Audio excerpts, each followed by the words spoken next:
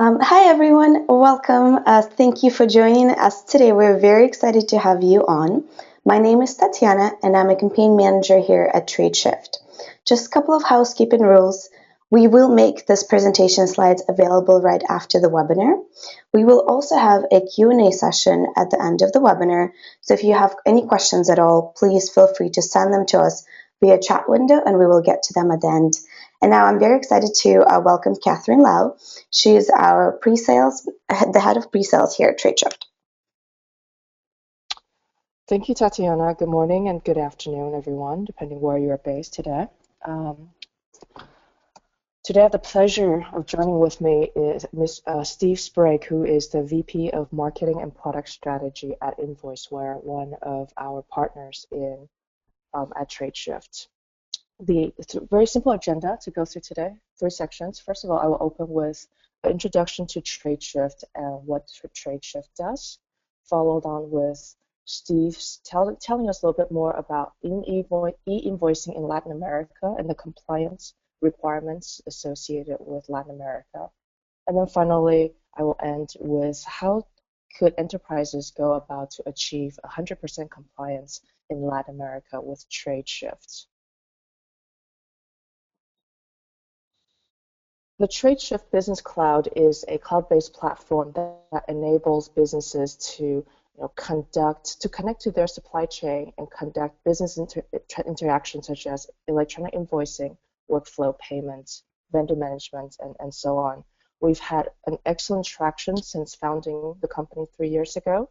Today, Tradeshift is used by suppliers in over 196 countries and have sent over 15 million invoices worth about $200 billion spent. Now, we recently announced a partnership with Intuit, where that users of QuickBooks can immediately begin to send electronic invoices directly through Tradeshift using QuickBooks, and that further opens up our user base to over 5 million subscribers that Intuit has.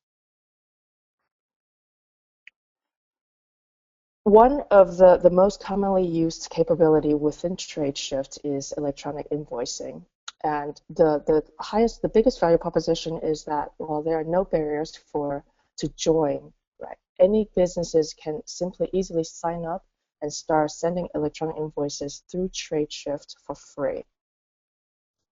And once users have those accounts, then buyers and sellers can interact and collaborate with each other about invoices, quotes, purchase orders, and so on in real time. So saving the additional phone calls or emails that tend to occur in following up with statuses of invoice processing. Tradeshift was built as an app platform to begin with, and so we have a rapidly growing ecosystem of applications supporting the entire enterprise invoice presentment and payment process, or EIPP, meaning that as a supplier interact with each other, we can plug in new apps such as compliance or digital signature and so on to easily interact and for users to connect to Tradeshift. And then finally, companies can further extend their business processes onto Tradeshift by simply installing or building their own apps. Now let's progress to talk a little bit about invoicing cross-border. As a multinational, there are 5 key challenges that most of our customers face. Starting with that, there are different electronic invoicing providers in each country, and as a result, and furthermore, that's further complexed by different legislation rules in different countries, meaning that there are high supporting costs for electronic invoicing initiatives. Then there are, for domestic invoices, they tend to be subject to electronic mandates, and this is definitely true in Latin America. Now, for cross-border, they are still predominantly paper, meaning that as an organization, you must accommodate for capturing invoices both electronically and also the paper-based invoices as well. From a VAT compliance perspective, now, in order for the supplier VAT to be deductible, those invoices must first obtain some sort of valid registration from the local government. And of course, given that all invoices are registered before that they are sent, coordination of credit and debit notes to adjust the registered taxes is challenging once the goods have been accepted. To facilitate straight-through processing capability, we have seen an increase in PO usage. However, depending on the different countries, there are different invoicing format requirements that's needed to append data to support straight-through processing, and many invoicing formats don't always accommodate for that. And then finally, there are the need to manage and coordinate with your suppliers. So what are the support in terms of master data management and onboarding requirements will vary from country to country.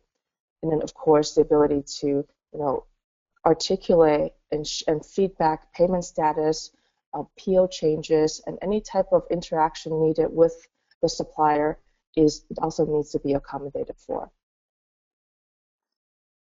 Then with that said, then let's go ahead and jump in directly into what are the specific requirements for electronic invoicing in Latin America with the challenges I've just articulated. And at this point, I'd like to hand the presentation. Thank you very much, Catherine, and I appreciate your time and everyone else's time today. And what we wanted to look at from a perspective of a Latin American e-invoicing, if we move on to the next slide, is really how are these components different from the rest of the world. Latin American is by far the most complex and sophisticated electronic invoicing that we've seen from a regional perspective. You've had countries such as Brazil and Chile, which as early as 2007 had put in electronic invoicing mandates. And these are controlled, unlike Europe and the US and even many countries in Asia. The big difference is that instead of large buyers pushing an electronic invoicing network or procurement network, the government insisted on this. And they insisted on it for two reasons. One, they wanted to reduce their tax leakage with a secondary market and secondary books. And two, you'll notice that the business process, specifically in Brazil and Mexico, is also designed to keep black market goods off the road. Now, these mandates started in 2007, really in Brazil, have migrated, and you'll continue to see these migrate as countries learn the tax benefits in Latin America. There's a consortium called CIAT that's in charge of consolidating some of the regional e-invoicing requirements, and you've seen Brazil migrate now. Mexico has done some fairly significant changes as of May 31st of 2013. Argentina is continuing to evolve their requirements. Chile has some of the most sophisticated inbound and outbound requirements out there. And you're seeing even some of the smaller countries, Guatemala, pushing electronic invoicing on the suppliers for registration of their invoices. Uruguay, Colombia is in many discussions on how they adjust their tax system and e-invoicing requirements here in 2013 and 2014. And so there's a lot of different country issues, but the key is really focused on the big four: Brazil, Mexico, Argentina, and Chile. Now, often when I say electronic invoicing is mandated in Latin America, we often forget they're still cross-border. And so you have manufacturing environments known as maquiladora in Mexico, which are really part of the free trade agreements between a lot of these countries. And it's important to understand that electronic invoicing mandates in Latin America are based on domestic in-country requirements.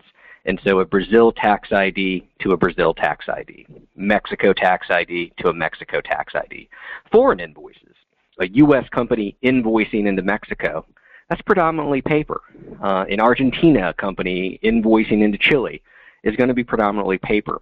So when you look at the region from an accounts payable or shared service perspective, you need to address both, and both are complex. The last thing that I'll say from the difference in the region is these mandates are constantly evolving. They can change 3 to 4 times per year. Sometimes those are minor changes. Maybe the government wanted an additional mandatory attribute. And sometimes they completely change the business process, like Mexico just did earlier this year. The other thing that's important to understand is the VAT legislation in these countries is extremely sophisticated, especially in Brazil. When you look at the hours that a company spends on managing tax issues in Brazil, 2,600 hours, versus an average of 80 hours in other countries, you can see how complex it is. And the electronic invoicing is directly tied to your ability to pay your taxes. And so it's a very important financial issue that you need to understand. Next slide. And so if we look at the government mandates to set the ground of, okay, we understand that the government is pursuing electronic invoicing. What are really the differences that we see, and what has happened? And what differences does a technology provider or a solution provider have to have? Well, if you look at kind of the common 5 talking points that you see globally, you'll always hear, how do I deal with paper invoices, discussions on supplier rollout and enablement, how do I manage multiple formats from my trading partners, how do I deal with accuracy issues, and how do I get the invoice on time so that I can pay it within my payment terms, maybe get discounts, maybe I want to offer supply chain finance. Well, that is typically what's been addressed by the network providers and is needed in Europe, North America, and Asia. However, Latin America is different because of what the government did. By mandating the use of an electronic invoice, they've taken care of the supplier enablement problem. 98% of your suppliers in Brazil and Mexico, 99%, will have to send an electronic invoice. There are no multiple formats. The only thing that counts is the government XML. Paper does not matter in these countries. It is now the signed XML document. The supplier, by law, must make that XML available to you because you have to, many times, do your own buyer approvals and get approval codes that you send to the government. And so, there's not an issue in getting an electronic invoice in these countries. The accuracy of the invoices, surprisingly enough, has been highly increased by the process in Brazil and Mexico because, much like a bill of lading, you can't ship in Brazil and Mexico as a supplier goods to your buyer until you have the invoice approved. It's a real-time process that affects your supplier's logistics capability. And that invoice must be signed and must be put on the truck and must go with the truck. And so therefore, there's a very good possibility of what's on the invoice is actually what's on the truck. Because if it's not, the government can, at a weigh station or a police officer, can ask to see the PDF document for the truck and pull it over and confiscate your goods until you pay a fine. And so there's a large accuracy increase in Latin American countries. Also the timing.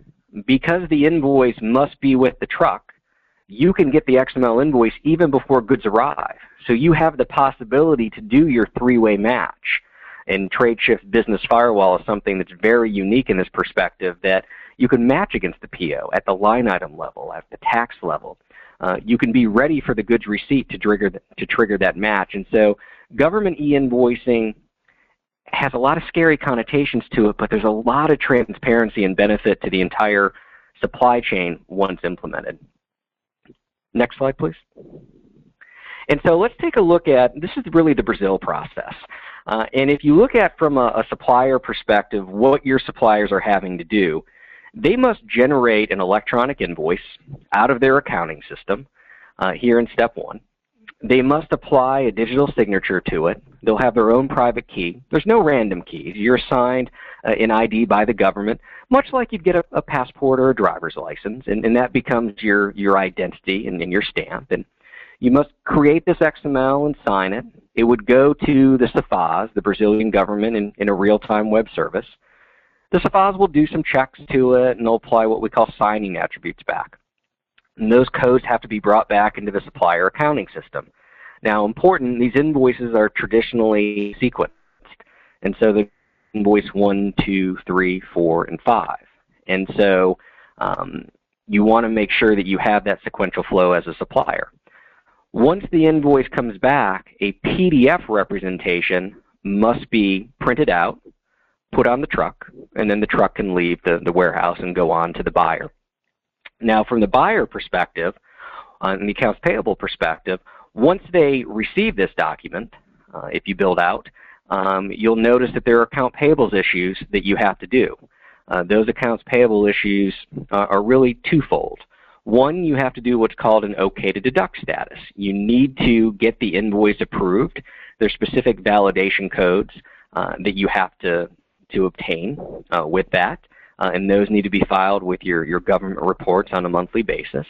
And additionally, we're seeing some advances not just around this step 6, this validation check, but step 7, this reception of goods confirmation. There's a concept called eventos, which I'll explain here in a little bit, which now means that you have to confirm the receipt of goods in Brazil. This only applies to the oil and gas industry currently. However, this is the way Brazil has moved over the past 5 years.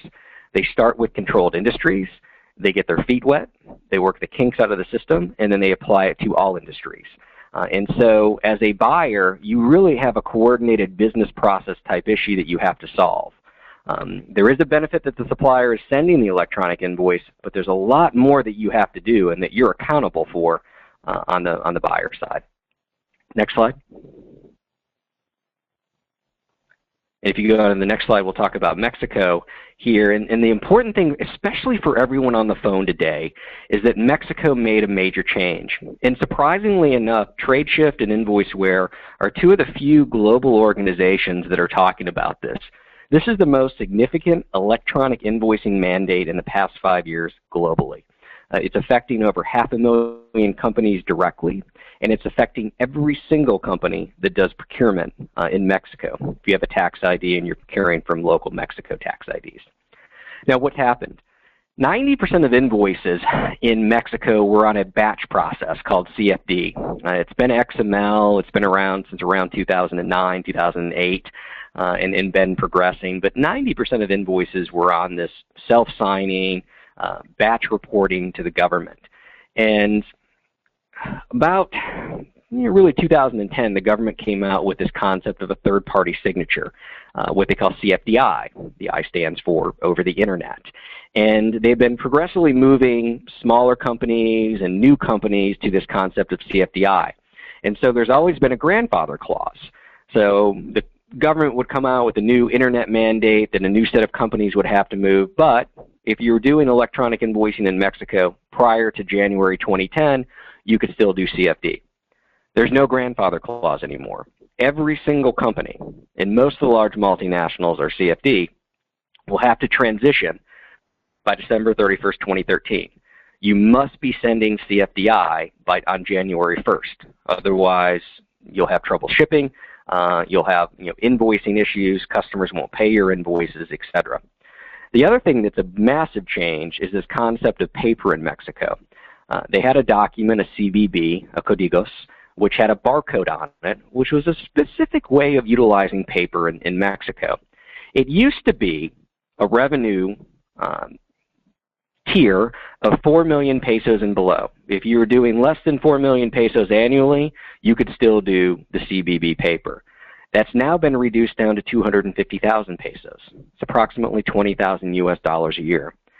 The mandate pretty much affects not only every multinational, but pretty much every small business that's out there, because the government wants to track more of their tax and more of their tax components. What does this mean to you, especially if you're looking at it from accounts payable perspective? AR, you have to do this. And together, Tradeshift and Invoiceware solve both the AR and the AP problem. But specific to AP, the unknown secret that's going to hit your organization is, my experience with over 200 Fortune 2000s, is that 10 to 15% of inbound invoices, as a supplier transitions to the new process, will error out. They won't meet the government XML standard. Could be a timestamp issue, could be a signature issue, or component, and you'll have issues with that. And so you don't want to post those invoices because you're responsible for the taxes on that if you do. And so you need to look at an environment of how you're going to deal with coordinating issues and errors, because you're not going to see it over the next 3 months, but January 1, it'll start to creep in.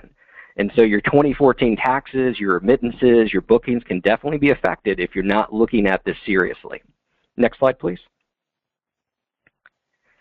And so if you look at the validation of Mexico from a CFDI process, it's actually very similar to Brazil. You can see they've taken a lot of different components to it.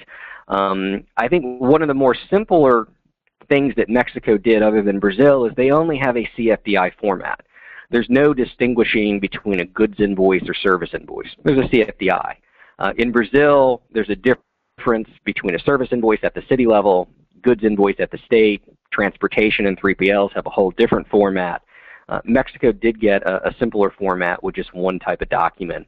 And much like in Brazil, your supplier, in sequence, will have to sign, create an XML, get the approval number, put the PDF on the truck needs to go to the customer. You, the customer, need to validate these, every single invoice, to make sure that it's compliant. Because if you don't, the step 6, from a validation perspective, and you get audited, you assume the tax issues that are on that invoice.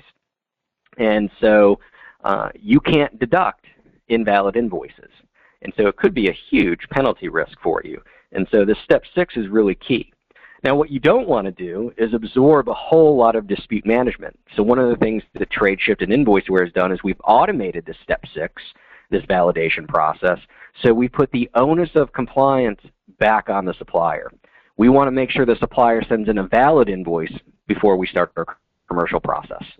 And so that's a key issue here. And again, the thing that's going to catch a lot of multinationals off guard is the amount of errors that will come in during the transition process. So make sure you look at your automation. Next slide. And so if we go back to Brazil, that's the core Brazil mandate, that's the core Mexico mandate and what Mexico is doing. I want to bring up this concept in Brazil. I remember I talked about the oil and gas companies with this Eventos process. They call it Eventos. And you've seen the changes if you've been working in Brazil over the past, I would say really 6 to 8 months. There were some changes in December to the web services.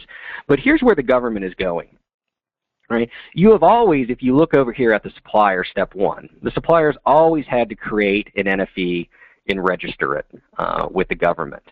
What is new and where they are going is step 2, where each buyer must confirm whether they're aware of the registered nota fiscal transaction or not. This, surprisingly enough, was not driven by the government. This was driven by very large buyers, the InBevs and the large retailers of the world. Because what was happening is unscrupulous suppliers were taking the tax ID of the large buyer to ship illegally through the country. And so a supplier would register it with an InBev tax ID as an example, they'd ship to somebody else, and then they'd cancel it later.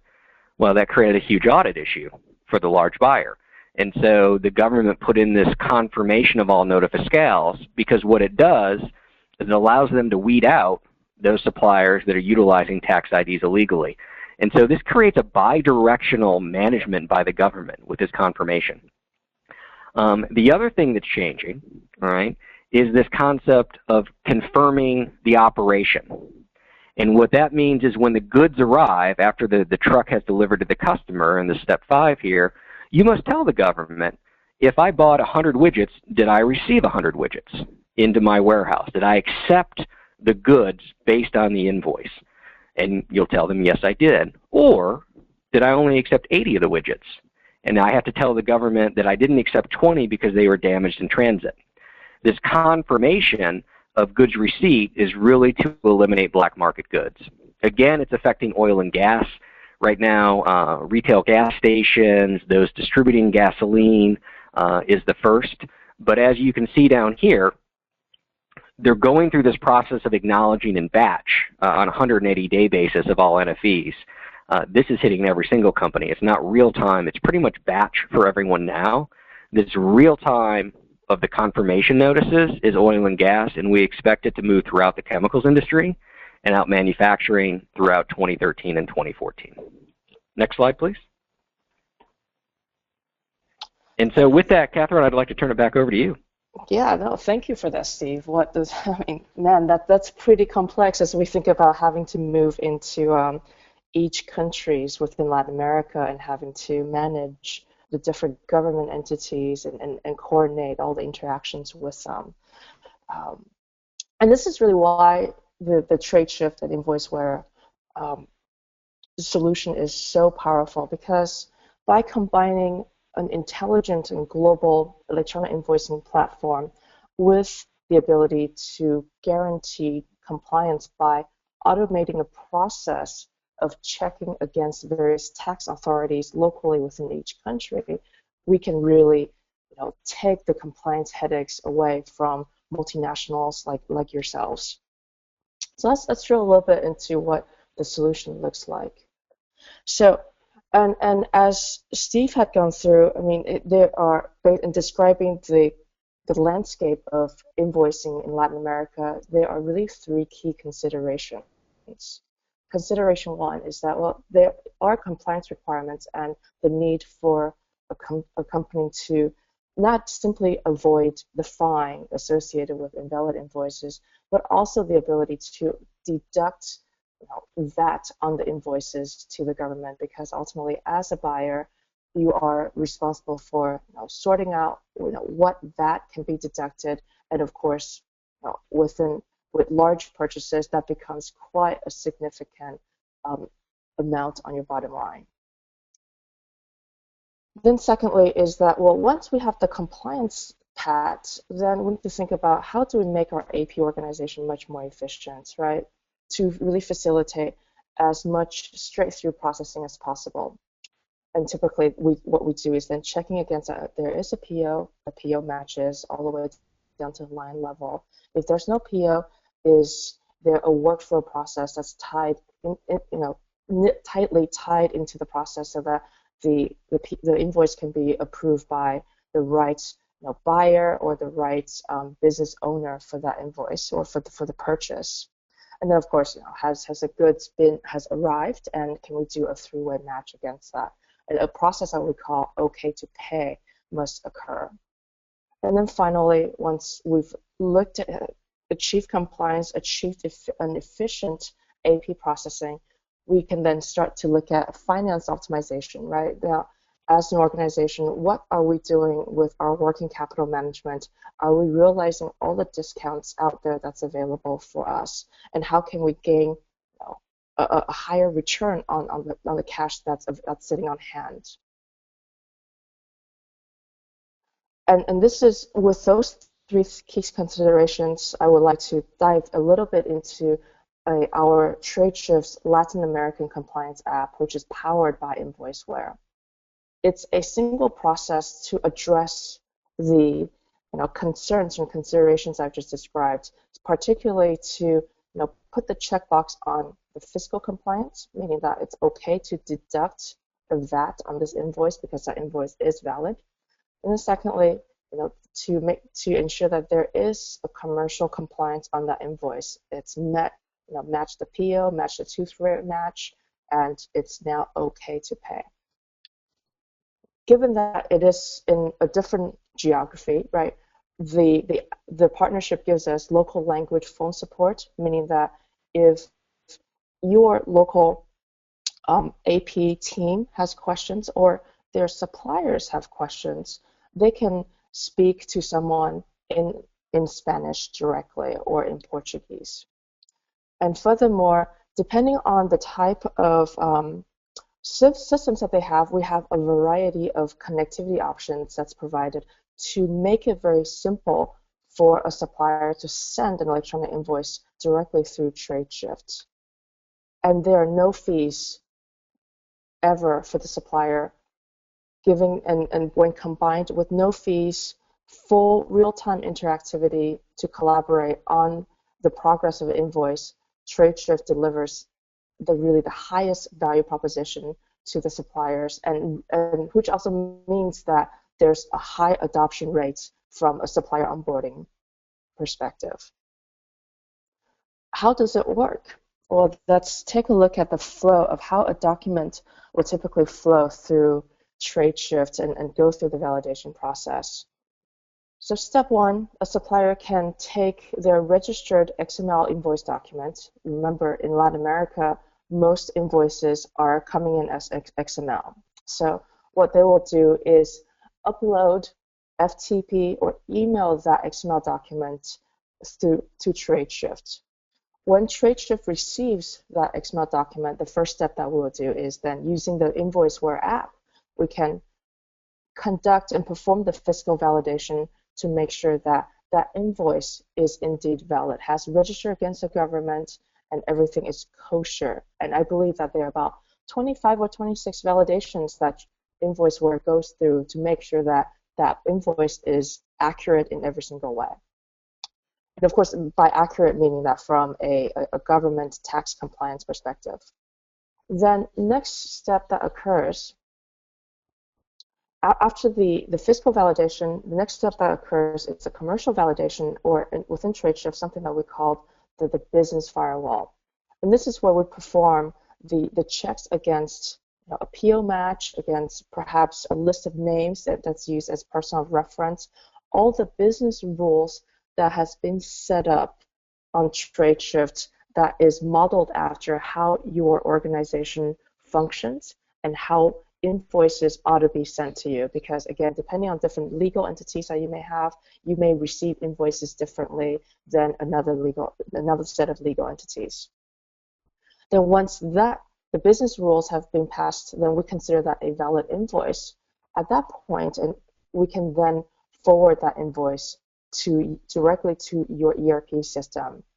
And there are two ways to do so. We can create a file forwarding connection, so send the invoice and as well as both the validated XML and the PDF document directly over FTP or FTPS, SFTP, or that your middleware can also communicate directly through our web services API to essentially retrieve those documents as well. So quite a bit of flexibility in terms of how we can deliver the validated invoice and PDF to you, for you to then perform the rest of the processing that's needed against that invoice. Hopefully that's pretty straightforward. And now then what we can look at is, well, what do you see? I mean, it's great to perform all these steps and all the checks and validation, but visibility into the process is quite important as well. Here, what I'm showing is a dashboard of the status of all the incoming invoices and the validation process. At the top, what you can see are the invoice that's received from different suppliers that you may do business with, for example. And then to the right, we can actually see where are they in terms of the XML validation, and then has it been sent into the ERP system.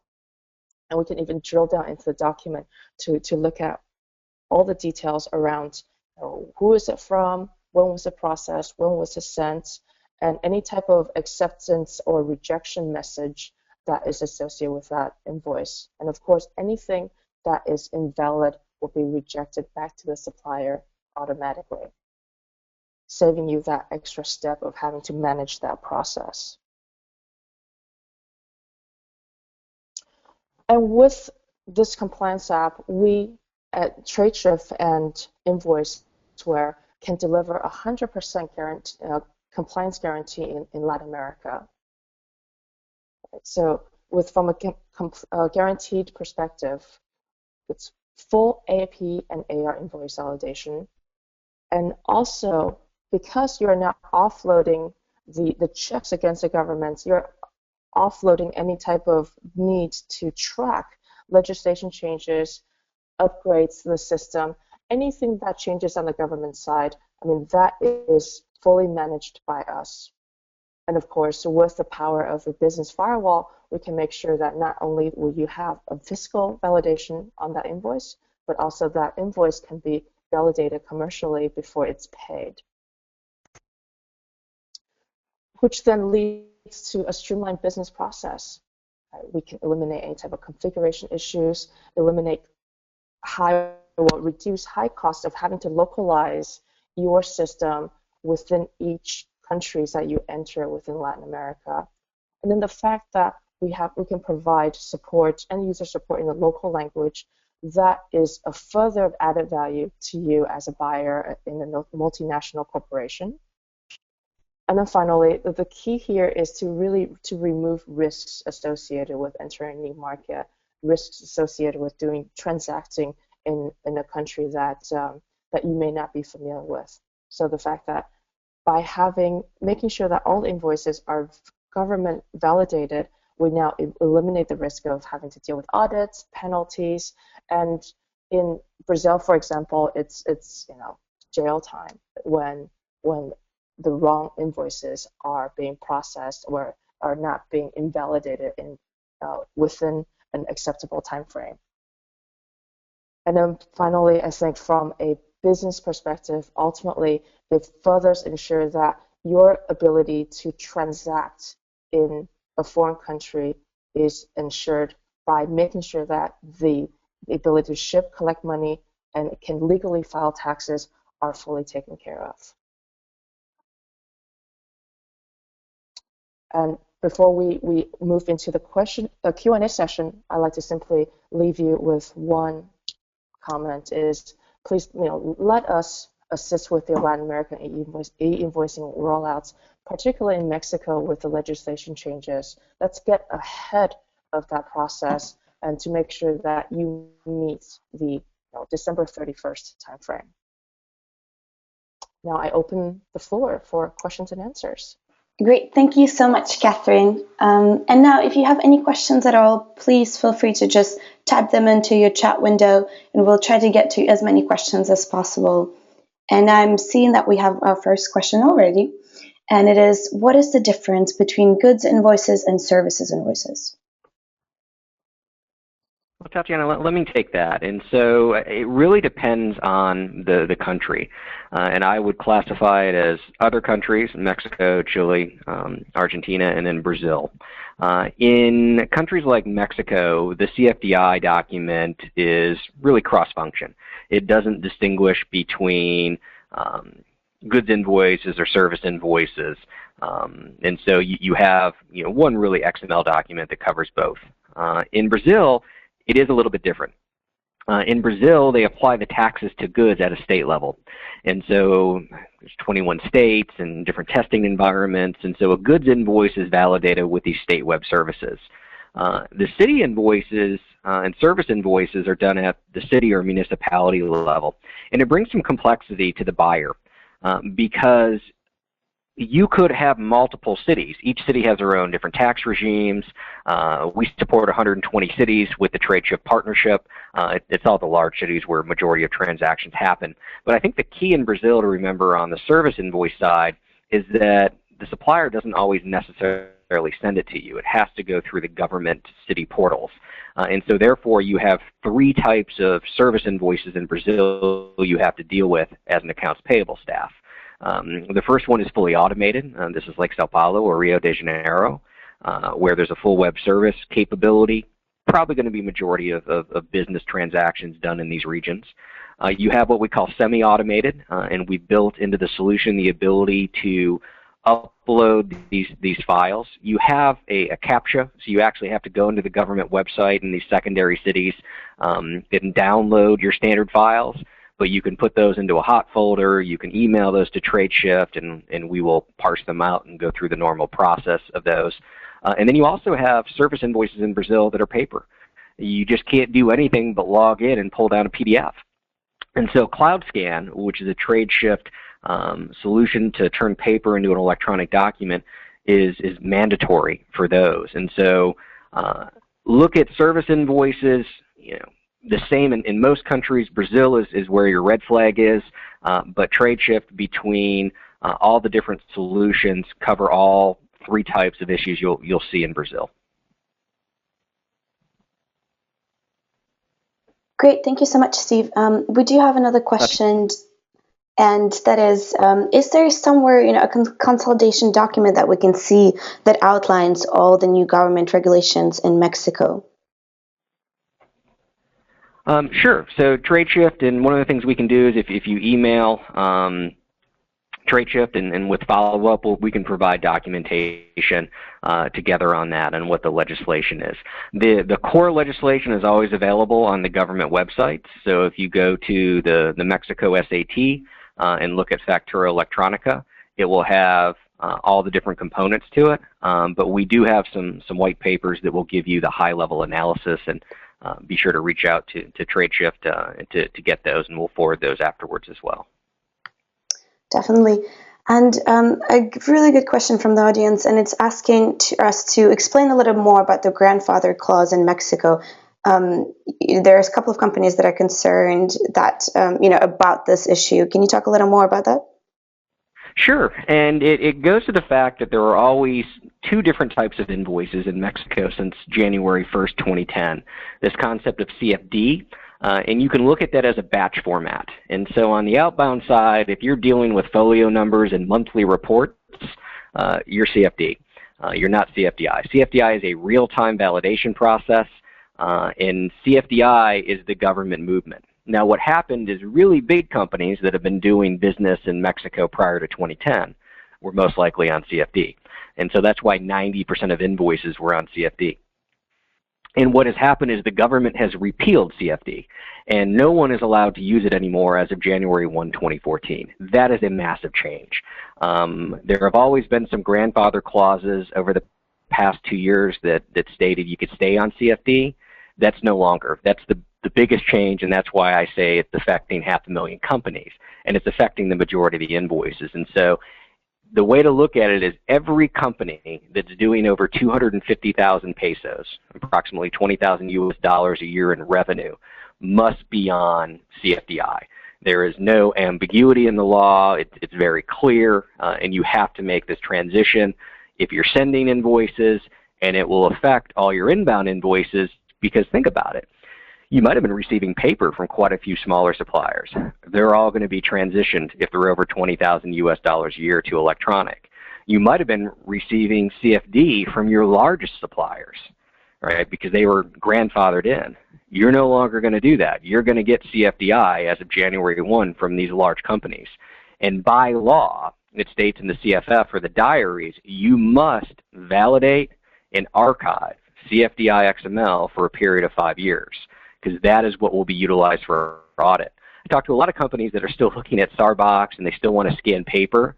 In Mexico, it does not matter. CFDI is the only thing. And so ask your local organizations, are you sending CFDI? Not CFD, CFDI. And what are you doing to prepare for the 500, 600% increase in CFDI in the accounts payable side? Because what you'll find is companies will tell you, the local company will tell you, oh, we do validations manually. Well, that might be fine on 1,000 invoices a month. What happens when you move to 4,000 invoices a month? Can you do it manually through the government portals? And so, key point, everything is moving CFDI. Make sure you understand both your outbound and your inbound requirements. Great, thank you. Another question here, and it is Tradeshift able to integrate CFDI process with SAP? Sure, and I can take that, and the answer is absolutely. So we integrate with all the major ERP systems out there, SAP, Oracle, PeopleSoft, JD Edwards, and so on. And there are multiple ways to do so. We can do that either through our API. We can do that by forwarding the document directly to SAP via FTP. And then we also have connectors that are available for SAP. And I will be more than happy to forward any documents if you can send us an email, and I can send you the documents for that. And to add on to that, Catherine, when we talk about the connector, one of the things within the relationship between Invoiceware and Tradeshift is we do have some special SAP expertise. SAP generally from a multinational perspective is not set up to manage the issues of Nota Fiscal or the issues of CFDI. And so we have some special connectors and configurations that simplify the implementation, the monitoring, and the maintenance of SAP. It is the tightest integration you'll see in the industry and is unique from a Latin American perspective with Tradeshift as well. And so we do quite a bit within the SAP environment. Because if you look at a lot of multinationals, it tends to be one of the larger ERP, financial, and manufacturing systems installed in Latin America. Good. Another question is, will Tradeshift cover a tax penalty if invoice is found to be not compliant? So let me address that. From a tax perspective, you need to ensure, because of the amount of legislation and because the taxes are based in the ERP system, that you're working with, KPMG, that you're working with E&Y, whoever your audit provider is, looking at your tax tables. And so what we will ensure is that the XML invoice is government valid, that you can deduct and utilize that invoice from an audit perspective. We will guarantee the commercial compliance, that the invoice matches the purchase order and the goods receipt process.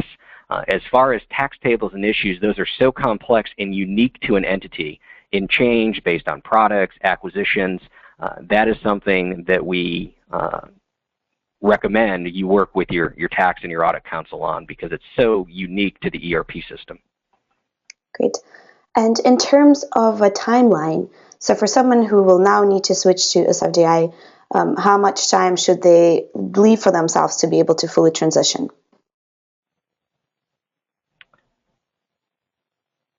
So Tatiana, let me take a crack at that. And our experience in order to do validation is really two sets of numbers. Tradeshift and Invoiceware, we can get companies up and running in 8 weeks. I mean, that's about standard from a workload and testing procedures based on tax IDs, warehouse locations, invoice requirements. There's also a lot of customer requirements. In Mexico, they have this concept of addenda, which is customer-specific information that will change extended attributes on the XML, which will change kind of the PDF formats that are there. What I've seen with large multinationals is to get a project implemented with the traditional sign-offs and integrations and firewalls is probably closer to 4 months, 3 to 4 months. And so our recommendation to companies on the phone today is make sure you have your SWAT team, however you're tackling compliance in Latin America, especially Mexico, by the end of July. You should be looking to start to implement, we would recommend no later than the end of August to ensure compliance. And one of the things that Tradeshift and Invoiceware do is we focus on multinationals. We focus on large organizations. We are not going to put you number 4,000 in a factory line of 4,000 companies that are trying to hit a mandate. We selectively work with large organizations that have mission critical issues in multiple countries. And so if you were to sign up in the next 6 to 8 weeks, we could get you compliant by the dates. If you wait until September, October timeframe, it'd be tough for any organization to get through. But I would say to be safe, just your internal processes, look at a 3 to 4 month time period. Okay, great. And can you guys explain a little more, what does inbound validation means in Mexico? Sure. So inbound validation is really to ensure that the structure is correct. And what I mean by that is in Mexico, there are two components to an electronic invoice. There's what they call a comprobante. And the comprobante is what the government cares about. It's what's registered, and it's the base XML schema. There's also addenda, which is what large customers like a Walmart or a Volkswagen or other retailers like Soriana or Liverpool would want. When we talk about fiscal validation, we're talking about the comprobante. And there are a lot of different rules to it. And you'd be surprised at the types of issues that you have in validation. For example, the tax ID in Mexico is called an RFC. So much like you'd have a VAT ID or an EIN number in North America or in the US, you'd get your RFC number. Well, often what will happen is if a company has multiple divisions or multiple tax IDs, the RFC on the invoice will not match the RFC in the signature, what they call the sello de la mesura. And so that's an invalid invoice. The other thing that's important is that the signature from the government must be within 72 hours of invoice creation at a minimum or at a maximum. And we call this a fecha. It's a timestamp in Mexico. And if your supplier's international with divisions and their accounting systems running in Germany, you'd be surprised that you'll actually get invoices that look like they were created after the government timestamp. That's an illegal invoice. It might be correct with taxes and match your PO, but that XML from a deduction perspective is invalid. And so we are doing checks on how the XML was created, how the XML was registered, different linking assignments in the XML that can make it invalid. We do all those checks. As Catherine said, there's about 25, 26 checks that we do on the invoice. And then in Mexico, we're going to provide you a seal, basically a unique identification code that's registered, with the government that says this has passed that validation. So if you ever get audited, you can show, here's the validation file, and here's my code that says that I can do this. So there's no ambiguity on the document. Okay, great. And another question is, if I'm invoicing from the US, does that matter? So that goes to this concept of cross-border, and I think Catherine brought up a great point with one of the common issues in Latin America that is not addressed by local providers at all. And one of the reasons Invoiceware was excited to put the partnership together with Tradeshift. We would call a U.S. invoice into Mexico cross-border or a foreign invoice. Same concept would apply from like a Brazil invoice into Argentina, again, cross-border. Those are predominantly paper. All of the electronic invoice mandates are in country. It's where the VAT tax is applied. And so it's a Mexico RFC to a Mexico RFC. The U.S. document would fall under the paper model. And so you do need the ability to manage that with your payables team and how you pay it. And I think that brings up a really good point in the overall capability of Tradeshift, being able not only to handle the electronic mandates, but also the paper. If you really want to look at Latin America from a shared service perspective, you need these multiple connectivity options, which are not available from others in the industry. Catherine, maybe you can talk a little bit about, Cloud Scan and what you're doing with the paper, because that's a great question, because it still exists. It doesn't go away. Absolutely. I mean, at Tradeshift, we believe that to have a successful electronic invoicing project, you really need to capture both paper and electronic formats. And what we have created is a pretty innovative solution called the Cloud Scan, where we apply some advanced machine learning and really artificial intelligence capabilities to automatically recognize the format of an invoice and extract all the information from that invoice and convert that into an electronic format. And of course, the minute that we do that, we can then apply all the business rules to that invoice and capture, identify any type of exceptions before that data is ever submitted into your ERP systems. Now, another thing that's unique about Cloud Scan is the fact that we actually incorporate your suppliers into that validation process. As a supplier emails an invoice to you, let's say as a PDF attachment, we'll go through the process of capturing that data, applying validation rules onto that.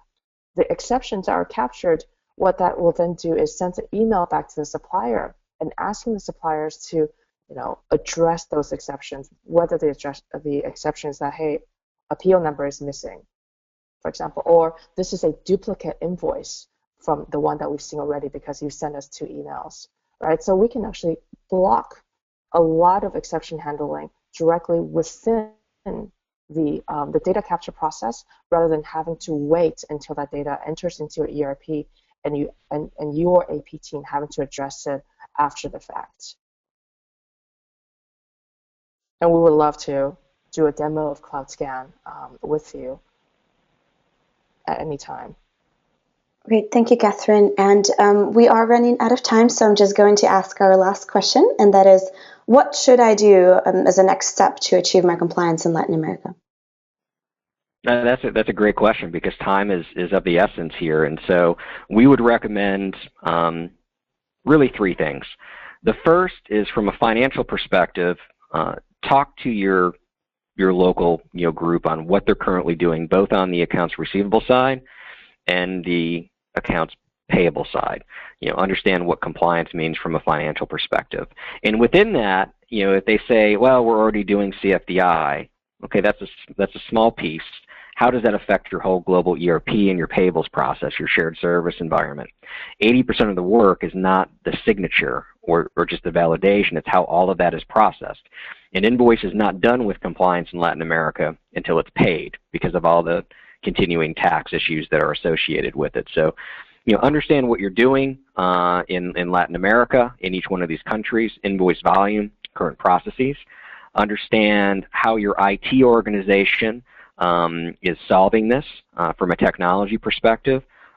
Odds are that if you have operations Brazil, Mexico, Chile, Argentina, you have 4 different solutions with 4 different integration points, with 4 different monitoring issues, with 4 different maintenance issues. And so understand how you're trying to solve these. And then the third thing I would say is, with that information collected, reach out and schedule a call with our architects. Tradeshift is the main point of contact, and we can review kind of your current situation. We can talk about best practices of what we see from the Fortune 2000 and other companies and how they're tackling these issues, and we can put together a plan of how you should be implementing this so that you meet those December 31st deadlines in Mexico, but more importantly, you simplify your working life and working environment in Latin America. Great, thank you. I want to say just a very quick thank you so much to our speakers. This was a really great and informative webinar. And just to remind everyone on this webinar, if you have any questions at all, please make sure to reach out to us at contact@tradeshift.com. And on that note, please, thank you, everyone. Thank you, Tatiana. Thank you. Steve. Thank you, Catherine.